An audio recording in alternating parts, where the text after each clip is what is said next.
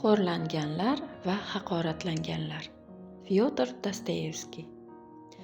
Qo'lingizdagi ushbu kitob rus adibi Fyodor Dostoyevskiy qalamiga mansub "Унижение и оскорбление" romanining Habiba Ziyoxonova tomonidan "Xo'rlanganlar va haqoratlanganlar" nomi ostida tarjima qilingan ko'rinishidir. Shuni bilingki, badiiy asarni tarjima qilish shu asarni qaytadan yozish bilan teng qiyinchilikka ega. O'zbek kitobxonlariga taqdim etilayotgan bu roman ulug' rus yozuvchisi Fyodor Dostoyevskiyning eng yirik asarlaridan biri. Adib rus podsholarining poytaxti bo'lgan Peterburg shahrining eng qashshoq, baxtsiz fuqarolari hayotini tasvirlaydi.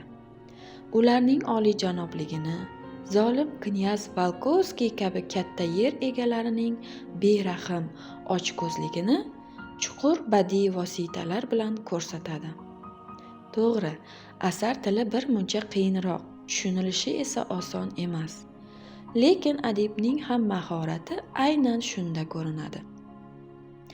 Asarni oxirigacha o'qisangizgina adibning nima demoqchi ekanligini tushunasiz.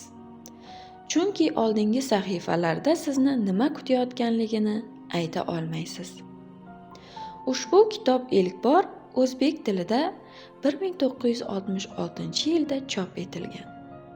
Bu davrdagi nashrda ayrim so'z va jumlalarning ma'nosi izohlanmagan yoki ruscha so'zlar, baynalmilal jumlalar orqali berilgan edi.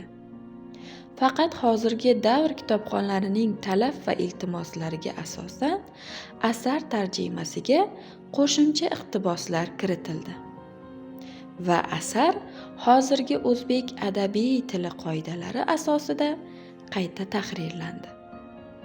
Aziz kitobxon, ushbu asarni o'qish istagida bo'lsangiz, Do'stlik tuman axborot kutubxona markaziga tashrif buyuring.